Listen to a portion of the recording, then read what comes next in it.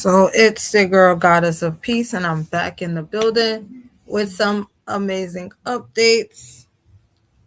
We're going to start with the light-hearted events that has been going on for the last, I would say, 2 weeks. Um, I have published several new books, um, two poetry books, one for adults, kind of like adults and kids, kind of, because it's like a love book, a love poetry book. Um,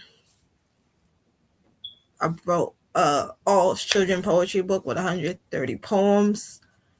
Um, I published my first chapter book. I'm currently working on my 5 series, Dr. Stormy's series. It's about my when I first started writing the book. Um, she was 5. So originally it was about a 5-year-old girl who wanted to be a doctor. So I had to go back and change the age to 6 because she is now 6. So it's about her wanting to be a doctor when she gets older, and she is the main character of the book. Her and her pandas are the main characters of the book. You're going to meet pandas throughout the books. When book 4 comes in, you'll meet the new panda. Her name is Luna. She's a rainbow panda, and it's about her being brave. But each book teaches the children different things. And even though it's about my daughter, it's for every little girl and little boy that may feel like their dreams may be too big for them. And that is never the case when it comes down to kids, because we want these kids to be creative and we want them to explore and to imagine what their futures are going to be like. And for Stormy, she loves to play pretend, and her imagination is very big. Anybody that's ever met my daughter, sat down with her, will know that her love for learning is astonishing. And just watching her grow for the past 6 years has been amazing. Her big brain, like, it just grows and grows and grows, and we have these amazing conversations, even though she talks about several different things within that conversation. So you will have to just kind of keep up with her moments. Um,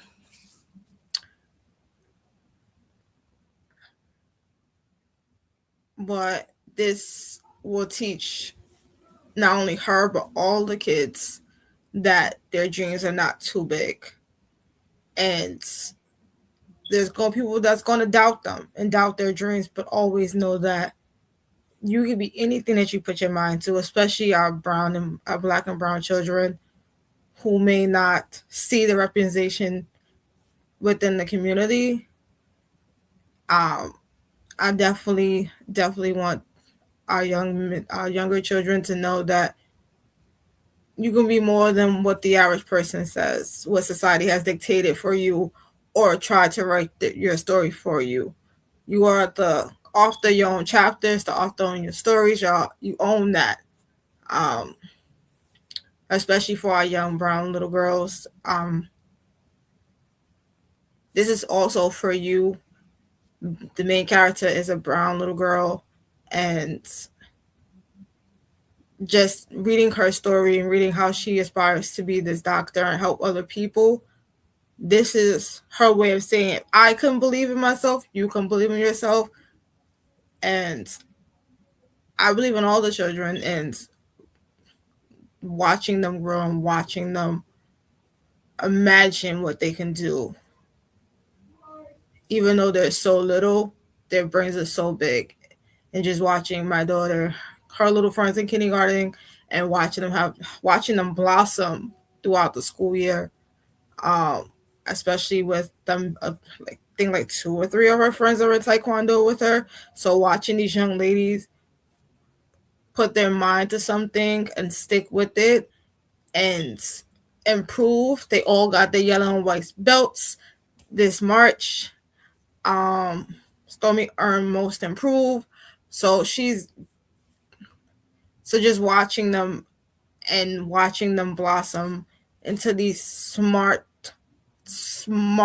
young ladies. For just being in kindergarten, they are so bright, and it's just amazing that she has this group of friends in kindergarten, and I hope that this group of friends follow her throughout life. Um, she talks about them a lot. I might have to write a story about her and her little friends because their conversations is funny. Summer is very popular. She's very popular in school. Like child be talking about her friends all day. Okay, they're 5 and they gospel like grown women, but it's interesting to hear all the stories. Um, but I'm going to show.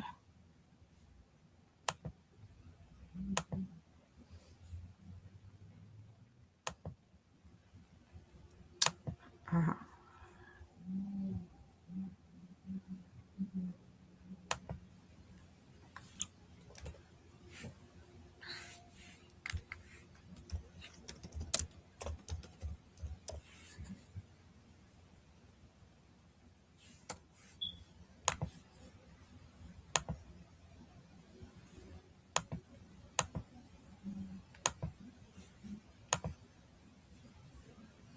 so if you go on Amazon and type in my name, you will see this is one of the new ones that just came out. This is book 3 of the Stormy Dreams series. I'm currently working on book 4 and 5, but these are the first 3 books on out of the series. This is the chapter book I published. This is my very first chapter book. It is sort of fiction, sort of not. It's about me and my husband. There's currently 5 kids. I have 4. He has a son, so we have 5 altogether. We're planning on expanding for another baby. So in the book, we're married. There's 6 kids. So this is like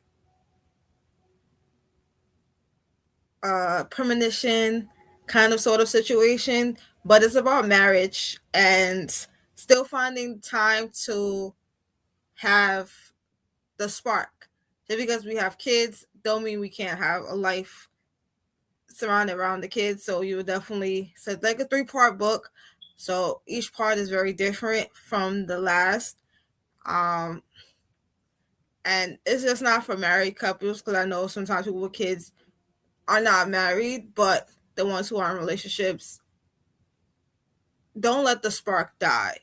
Don't let having kids affect the way you guys communicate, the way you guys love on each other, the way you guys still find time to be intimate, go on dates, you know. So it's that kind of book. So that's one of the books that just came out. This is the children's book, poetry book, exclusively for just the children. It's 130 poems, different poems. Some about their favorite TV shows, like the popular TV shows. There's even shows that we grew up in the early 2000s.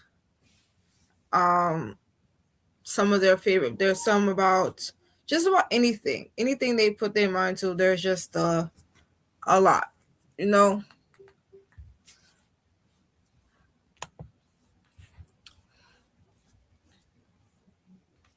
So that's the book. This is the other one. This one is just love poems using alphabet. Like this one was very tricky to do. Honestly, it was very tricky to do. Doing love poems with using the alphabets was very tricky. It wasn't an easy process, but I had fun writing it. I had fun bouncing the poems off of my husband and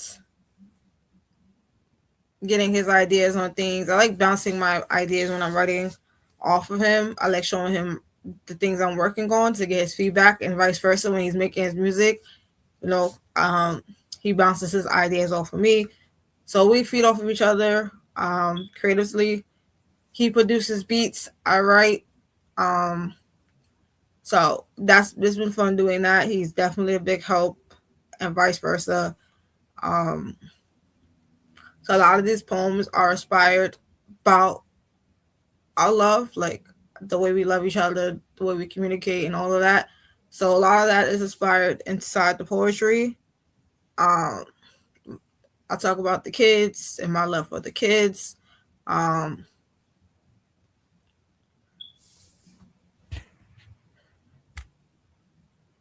so these books are under my maiden name. Most people that know me know I was married before. So I have several books under that name.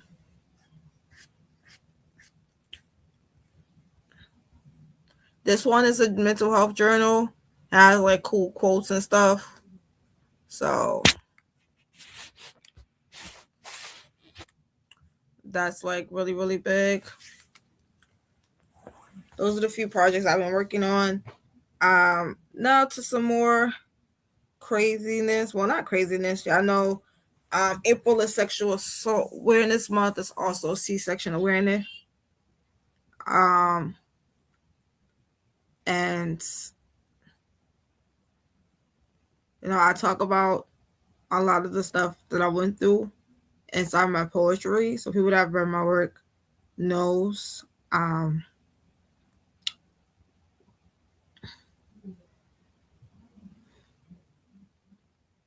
So I've been like sharing. If people have me on Facebook, people know I've been sharing about sexual assault awareness month to bring attention to it. I'm big on causes. I'm big on things that are not talked about enough, especially among minority women. People be like, "Oh, won't you just report it?" Black women are hard to believe in this world. We are the hardest to believe when it comes down to health care, being raped or sexually assaulted, to being abused. We are the hardest to believe. And too many women of color, don't have a voice. They don't talk about it. They don't say nothing. They just go on with their everyday lives. But it affects them mentally, emotionally, physically. It takes a part of their souls, right? And even though I don't talk about my own experience a lot, I do talk about it in my poetry. Um, it's the fact that you hear a lot of people say, well, she shouldn't be wearing that. Why is she dressed like that? She was asking for it. No, nope. That is not consent. That is not your right to take something that does not belong to you. Even when it comes down to men, like one of the posts that I recently shared, um, it says 1 in 4 women and 1 in 6 men experience sexual assault in their lifetime. Consent is an ongoing process, not a one-time question. No means no. Stop means no. I'm tired means no. Not now means no. I'm not sure means no. I don't know means no. I'm not ready means no. If it's not a yes, it's not consent. Consent is not what someone is wearing. Silence, changing their mind, being in a relationship, consent to a different activity, having been intimate before, guilt tripping into a yes, being drunk. Sexual assault can have a severe and long-lasting physical and emotional psychology effect on survivors, including PTSD, depression, anxiety, and self-harm. Most sexual assaults, but not all, are committed by someone known to the victim, such as a friend, acquaintance, intimate partner, or family member. Survivors, we see you, we believe you, it wasn't your fault. And then there's a number. But being a sexual assault survivor, the I didn't like the person I was with when it happened. I didn't tell him it happened because when I told him about something else that I have never told nobody else, he told it to somebody else. So in that moment, I just no longer trusted him. I no longer felt safe enough to tell him because he broke that trust once before with something private and intimate. Um, so it's like when you don't have nobody to turn to or to believe, people are like, oh, well, what about your mom? My mom had brains, like she had brain tumors. My mom suffered from seizures. So even when I told her about my molestation growing up, she forgot because she had a seizure and she forgot.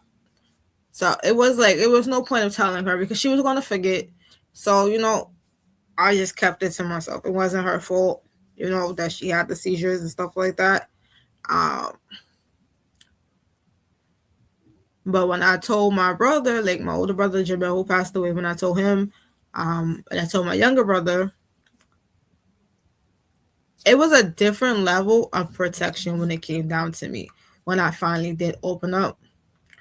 And I say that because I was like 14 and this guy, he, I was coming home from school, this guy that lived around the corner from us, he was hanging out with my mom and I had like papers and stuff in my hand, like my notebooks and stuff. I just got off the bus. I was reading my homework on the bus and stuff because I was in high school, going to high school, and all the way on the other side of Queens from Rockaway. So I had a long ride home because I had to take one bus to another bus to get down to my house, unless I got off the first bus and just walked. And sometimes I didn't feel like walking. Um, and I had dropped like my notebook and my pencil, so I went to go bend down to pick it up. And when he was coming out the house, he stuck his finger in the back of my pants near my butt. And the first person I told was my brother. Like I said, my mom suffered from seizures, so it was nothing my mom couldn't do about it. So my brother Jamel, who was 2 years older than me, so he's maybe like I'm like 14, he's like 16. Because his birthday's in 4 months, but I'm still 2 years younger than him. So I was 14, 15. He's about 16, about, I would say, I'm like 14, 15. He's like 17, like 17 going on 18. He was the first person I told. And I don't condone violence. Never been type to condone violence. I'm not a violence type person. But he went into just not big brother mode, but dad mode because he's always been there. Our father wasn't there for us growing up, so him and a few of his friends waited outside the guy's building for him to come out the door. And when the guy opened, like I'm sitting on the corner, my mom is in the house. She knows when we go outside and we're on go mode, we're on go mode. Like you're not telling us to stop. That's just what it is. We're on go and we're gonna go. Right? My brother was on go mode, him and his friends on go mode. You know? Um they're on go mode. And as soon as the guy, he didn't even get out the door, like he opened the door, his back's against the door because he seen my brother. Like his friends came from around the door and my brother just hit him into the door. Just knocked him right into the door. No talking, it was nothing. The guy got hit. Him, it was my brother, his three friends. I ain't never seen somebody get beat up the stairs a day in my life. My brother beat that man up the stairs. Him and his friends jumped him. They beat him back inside his apartment. And he's a teen, I'm a teen, Like I said, my dad wasn't around. My mom is sick. My brother was in protection mode of me from the moment I told him about my molestation by another brother and our stepbrother and my stepfather. He's just been in go mode about me, protective mode. You couldn't do nothing to me without him on go behind me. That's just what it was. And when I told him about what the guy did, my brother didn't say nothing. He met up with his friends, and he did what big brothers do, which was beat the nigga ass. We don't call cops. We handle our own shit, and that's what my brother did.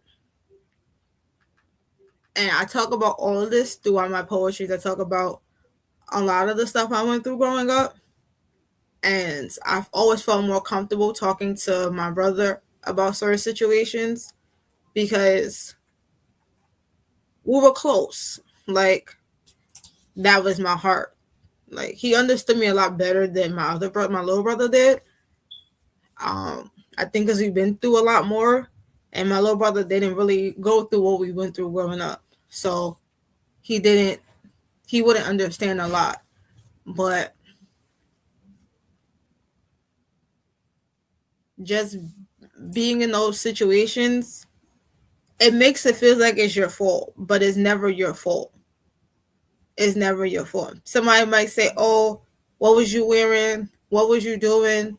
Like, no means no. Whether you male or female, no means no at all times. Once you say no, that is a man's point to stop.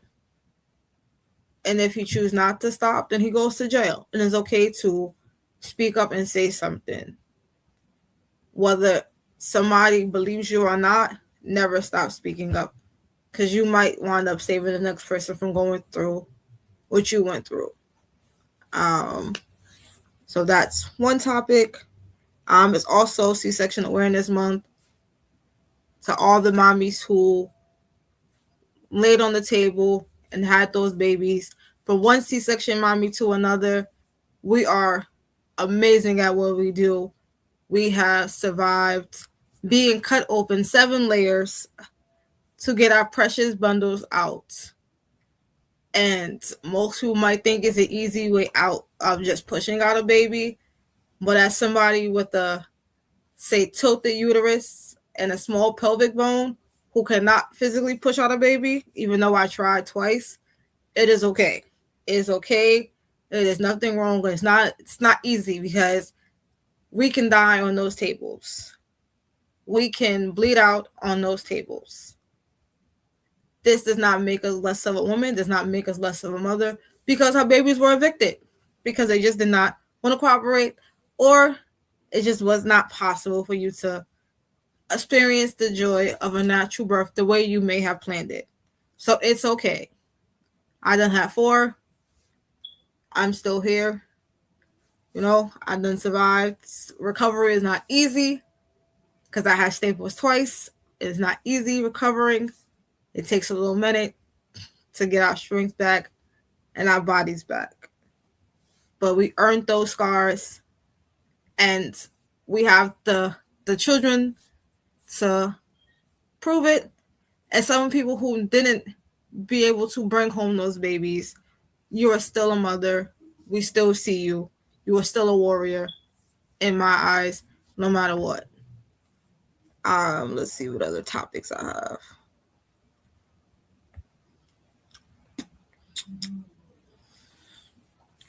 Oh, so like I said, my husband, he makes music. He makes beats for Light Feet. Like, he's in the dance team and stuff. That's what he does. He makes beats. And for all of you who do like to listen to those type of beats or like to dance, he has a mixtape. I don't know if you guys can see. I probably got to pull up on my computer. Let me see if I can pull it up on my computer. Let's see if I can find it first, because I be having a lot of stuff on my computer.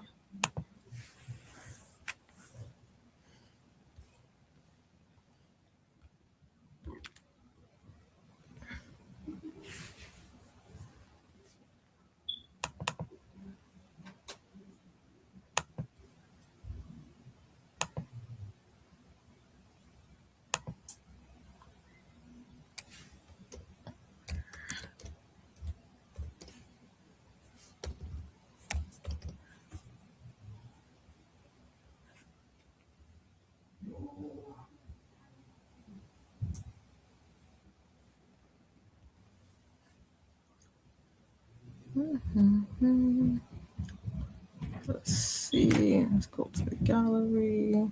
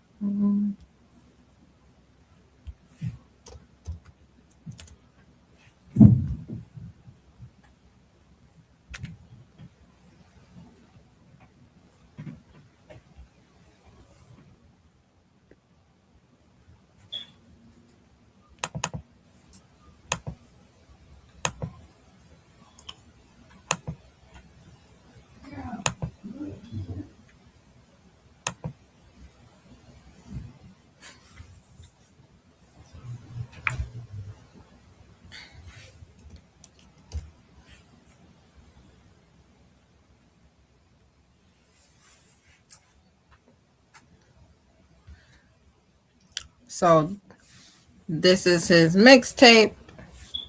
It's coming out next month. But his beats are hard. I like them. Um I don't know the songs names to the new mixtape yet, but I can tell you I done heard every single last beat that he has made. And when I tell you this shit about to be banger after banger after banger, it's going to be the best tape out. We definitely going to be having fun.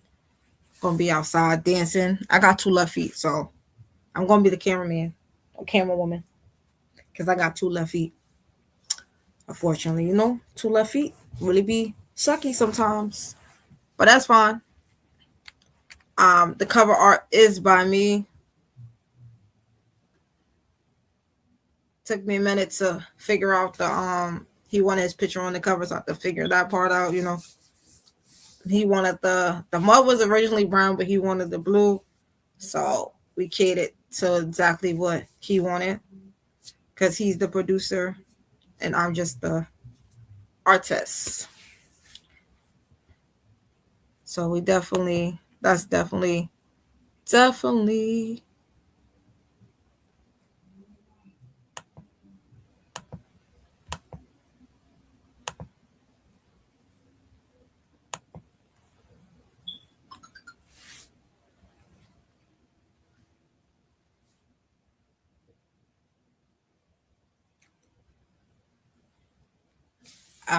what else is there? I've been working on more poetry. Um, I don't know if I'm going to write another poetry book just yet, but so far I have written 6 poems. So far, don't know whether they're going to be in a book yet. Haven't really decided. I'll usually get to like 20 poems. I'll be like 20 poems in before I realize that I want to publish the poems. I'll be definitely, if I do, it probably definitely will add the poem.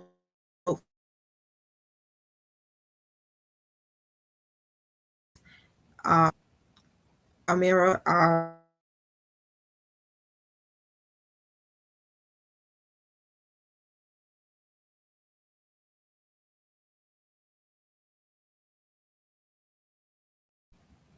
for her obituary.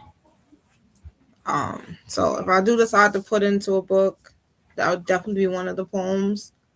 Um, she was a basketball player. She was 19. She was my sister's oldest child. Um, but I'm gonna share a poem that I wrote. I don't know if it's done just yet. Probably. Don't know. I probably will expand on it to make it a little bit longer. Not too sure. But I'm going to share it. I haven't come up with a title yet. Don't know. There's probably something. There's probably another project that I'll probably work on. Finishing it out.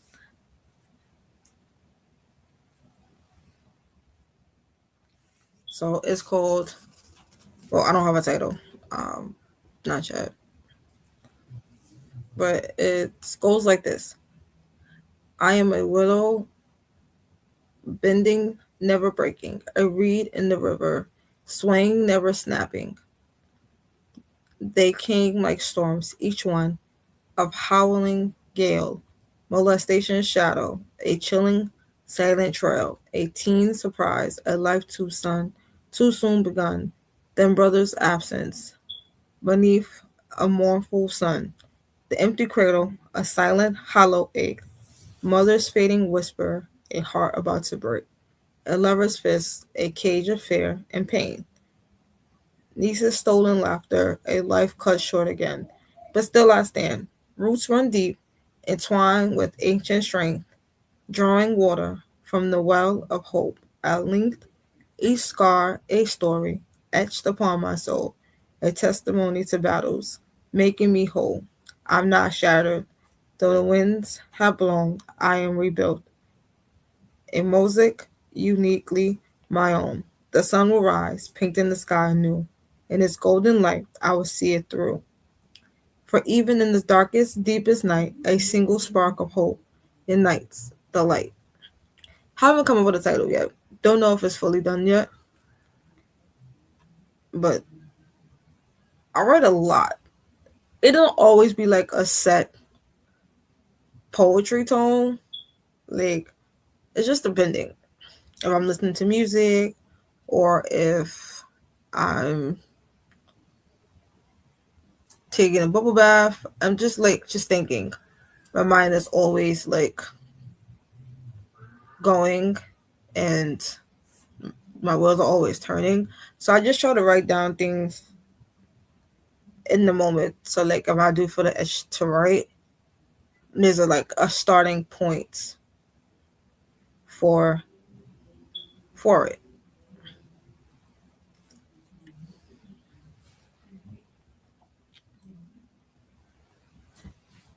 But check out my books on Amazon. The old ones, the new ones. If you have kids, check out the children's books. Hopefully I have all 5 published by the end of the weekend. That is the goal. I am halfway with book number 4. I'm currently making the pictures for the book. That's what I'm currently doing. I have already written each page out. So I'm just now working on the pictures. I'm halfway through the pictures that will go with each part of the book, each section. Um, the last book, Stormy will be learning something new. I haven't decided exactly what she'll be learning that's new, but you'll see all her pandas, even Luna the rainbow panda. Yes, all the pandas have names, even Luna. Luna is new panda. Like I said, she is the rainbow panda. She gets introduced in book 4, the brave panda. So Luna learns how to be brave with Stormy right by her side when she's introducing her to the other pandas. Um, ooh, there's 4 pandas. I can't remember their names, but you will definitely meet them in the books. I think one name is Dr. Fluffy, Dr. Professor, our professors. Like their names are very, very funny. They're patients, but they're also her friends. These are her first patients before she starts her first day at the hospital and actually treating patients, which comes in book 2, Stormy's first day. Book 3 is her helping the community. She goes out to the community. She helps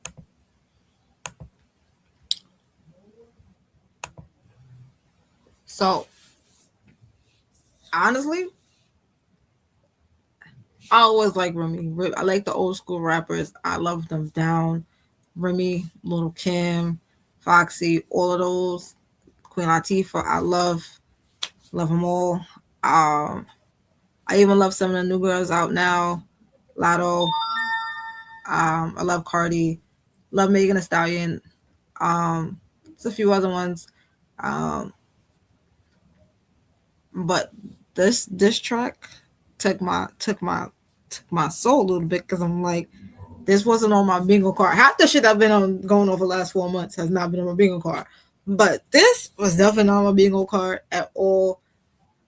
You know, when Remy drops her disses, you know she coming and she gonna eat that beat up all the time. Love me some Remy. Um, Pat Poose need to sat down. He don't really need to sit. He need to sit down. Sit. Don't even sit. Sat down. Cause you woke up Remy. You like you know how Remy is, and you know that when she dropped these disses, you know she coming and she not stopping. She stepping on necks, and that's just what it is. Like you did not put your girl in her place as you being still the husband, the father of Remy Ma's youngest kid. You should always put the other woman in her place. You should never let another woman disrespect the mother of your child, whether you guys are on good terms or not. And you allow this girl to constantly disrespect, constantly speak on it. So you just put her in her place. Clarissa needs to sit down. 2, let the grown folks talk. Because you a kid. Let the grown folks talk. This was not on the bingo card. I love it. I love the beat. Definitely on my playlist. When I seen the title, I kind of guessed on the title because I only see the WYFL. I didn't see the whole name. So when I guessed the title, I was like, oh, so I was right then. But I like seeing all the old school rappers come out and drop their disses, drop new music. It's really entertaining to see. Because I be trying to follow some of the new school rappers and I just make my brain hurt after a while. I don't know. A lot of the music I can't get behind. It's not bad music. I just don't understand it. I was born in the early 90s. Okay? Don't judge me. I'm not old, but I'm not young either. So when I say I don't be understanding a lot of this new music, I do not take offense because I'm more of an old school type of music type of person. Like I have a playlist with some of my mom's favorite songs, but also my favorite songs because she used to play them a lot. So I have Temptations, I have Patti LaBelle, I have Tina Turner, I have who else I have? I have Teddy, I have Mr. Vandross. You know, I got all the oldies but the goodies. You know, I got all of those. Those I'll be in the bathroom just whoo, like that's my kind of party. Even when I'm listening to Tina Proud Mary, that is one of my favorite songs because I know the whole dance. Me and my youngest Stormy, she knows the whole dance because she done watched me do it. But that's the type of vibe I'm on. I'm on the slow jams and the heartbreak and the, you know, I done watched those movies 1,000 times over because my mom watched them 1,000 times over, so I know the lyrics to a lot of those songs. So I'll be in the bathroom just sliding and gliding with my music. But it's the laugh. It's the laugh for me. Like she got it. She said how bitches is talking out their neck when I know how they neck work. I'll have to fight you out there because it's like says like she throwing shots saying she hitting every nail on the hammer. Can't be mad at her. That laugh took me. The beat, I love the beat. Definitely the beat to survive. I give it a 10 out of 10. I don't know how this is about to play out, but I'm here for it. I'm always here for the music battles. I love seeing artists go back to back, especially when they're good at what they do. But this was definitely not on my bingo card for April. So I definitely will have to put this on the bingo card for April because that is crazy. Like, I thought Iran dropping the Lego AI diss tracks were going to take the month, because I've been watching those back to back, and those are bangers after bangers, and I'm like, Iran is on the President Trump neck, so them niggas over there working the computer, so they out there doing their thing. Missing all of the fuckery that's going on right now. They done made the internet laugh. They done stood up for what's wrong, and you can't get mad at a country saying, hey, you done wronged a lot of people, and we're on your neck, and we're not going to stop. Do I know how this is about to end? Not at all. But just know whatever happens next, it's already been written. And, they about to start drafting them 18 to 25-year-old men for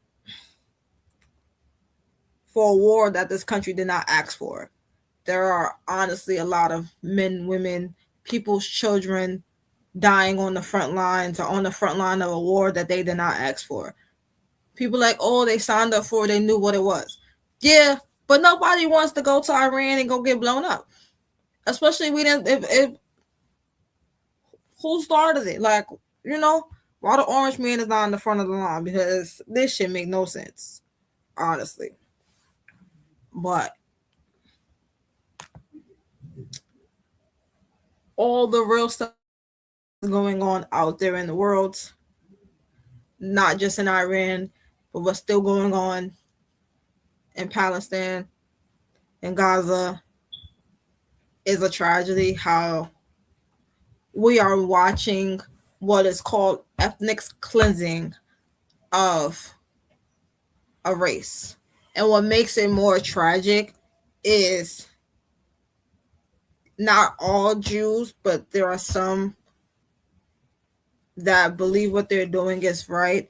And it's hard to watch and say, yeah, you're right, when you guys went through something just like this. You guys went through the Holocaust. Y'all know what ethnic cleansing feels like for being who you are. So it's never okay to do what was done to you to do to others. That is never okay, especially being African American and knowing what my ancestors went through. I would never want to go and put somebody else in chains and beat them with a whip, because that's never okay, to inflict the same pain and trauma onto somebody else. That's never okay. And knowing that when it all took place, that the first place that was hit was an all-girls school. 100+ kids died for nothing, trying to learn. Prayers go out to those people, those little girls' families, their moms, their dads, who are left with nothing but memories. They did not deserve that. And the treatment that's being inflicted on just not the Middle East, but in African countries, it is horrible to watch it live in demand. And we don't know what this will do. We don't know if Iran do decide they want to go boom, boom, boom and start blowing shit the hell up. We don't know the outcome. We don't know. Right now they're dropping diss tracks. So hopefully they keep it to diss tracks and nothing else. Because we don't need further damage. We don't need further chaos. Even though there's chaos already in the midst and going on. No more chaos, no more death. That's just what needs to stop in a whole.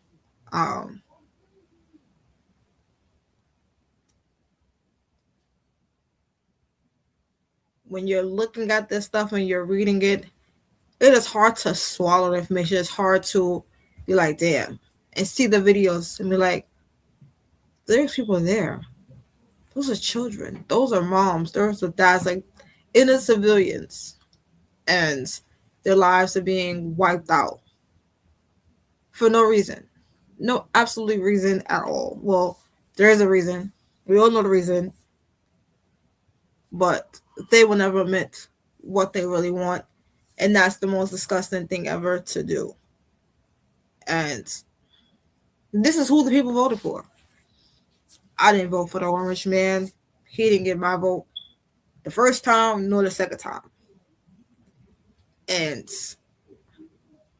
we watched what he did the first time, and we are currently watching what he is doing now, especially here on American soil, how he is ripping children out of their parents' arms and putting them in places that is unhumane, and don't know where those kids are. They don't know where their moms are, their dads are. These kids are all there by themselves. And they fall victim to the most harshest things that you can imagine can happen to a child that is left alone. And they take advantage of that. And it's very sick to watch what they're doing. Watching these last 4 months of how ICE have operated with disregard for just not immigrants but for American citizens. And they don't deserve those badges. They do not deserve the respect because, let's be honest, like, it's ridiculous. And this country was founded on immigrants who came over to build better lives for their families, the backs of the slaves, the backs of the Native Americans. So it's like, when you're doing these inhumane things, it's like, how can you sleep at night? Because nobody belongs on this land. If you really want to be technical, this is stolen land from Native Americans. It's a stolen land, and that's just what it is. And I read a lot of books, and I've been learning a lot of things in this country. It does not shock and surprise me. It does not. The things I have read, the things I've learned in school, does not shock and surprise me. It does not. We're not going to get into too much of that.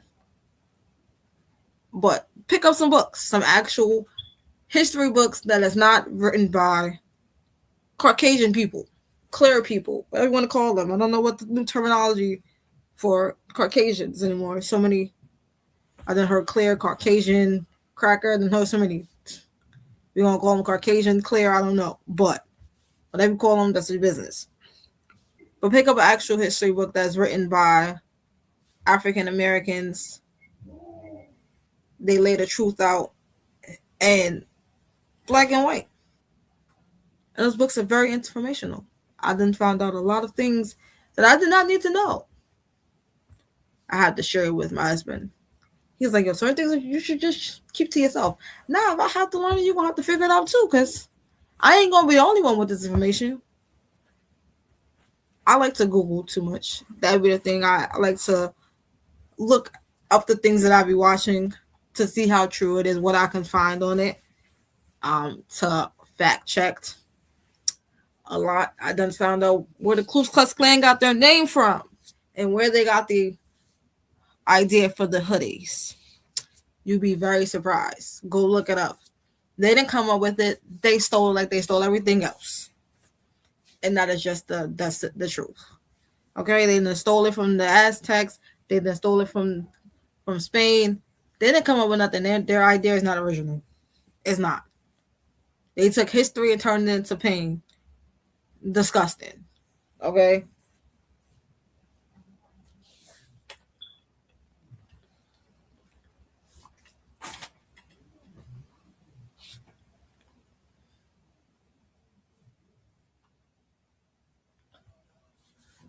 But it's 12:49, and I'm going to sleep. Well, I'm gonna attempt to go to bed. I'm gonna sit here and play my game for a little while on my phone. But it's your girl, Goddess of Peace, and we've been on live for 55 minutes. And until next time, stay blessed, stay prayed up, love life, and live it.